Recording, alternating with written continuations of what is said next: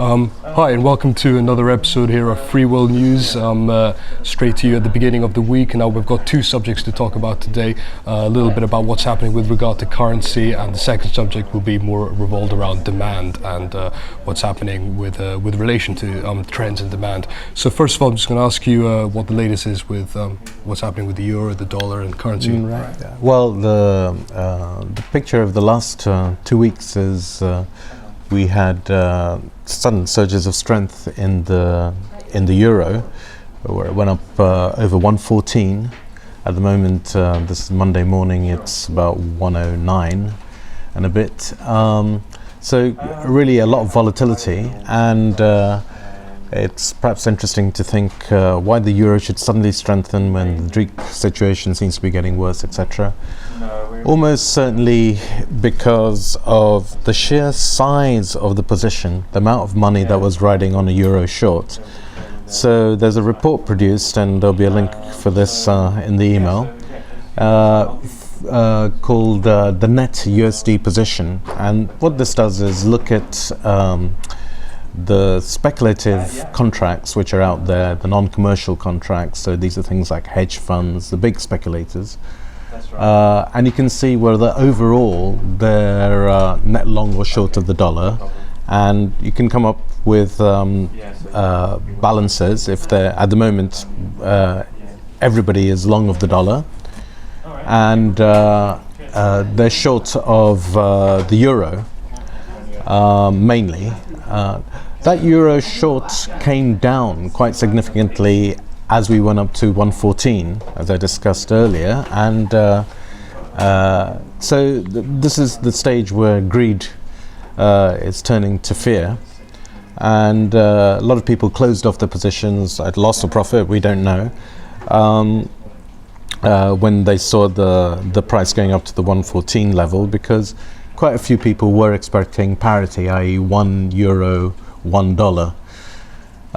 So the sheer size of the amount of money that was on the euro was distorting the position. Where do we go from here? Well, we don't really know, but we know from this week's net USD position that short has stabilized at about half the size that it was. So have a look at that position. That tells you really where the risk might be coming from. Personally, I do feel that overall, I'd say we'll be looking for the next few weeks to show dollar strength.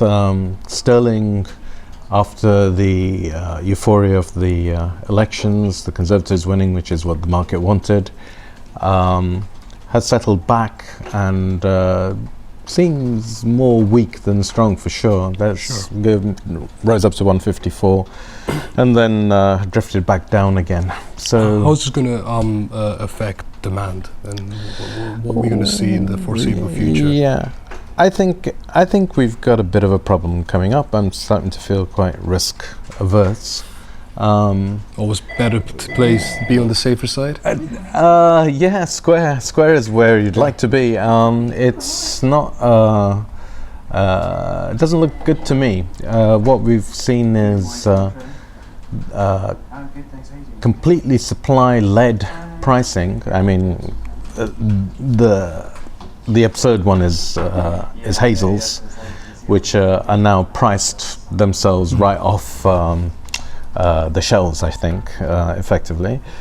Almonds have been going up solidly for 3 years now, and we're coming up to what looks like a normal crop at prices which are really, really very, very high.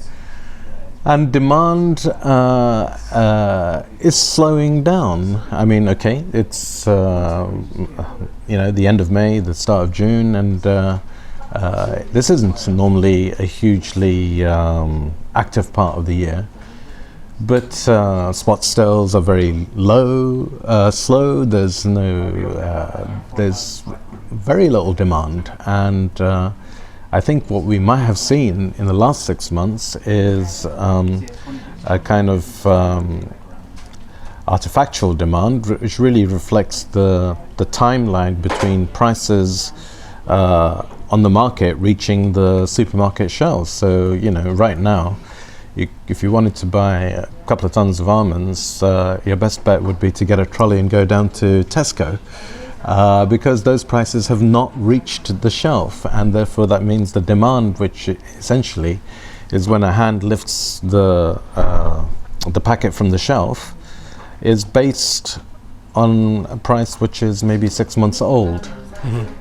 When you add to that the fact that anybody who is anybody who is short on this market, and effectively anybody who's got sales to supermarkets is short, then and they've suffered damage to their balance sheet.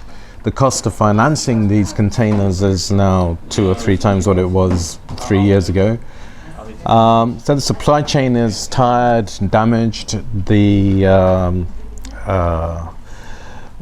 going to see some problems. The demand is like a sort of, oh God, I've got to deliver something. I'll buy the absolute minimum. Sure.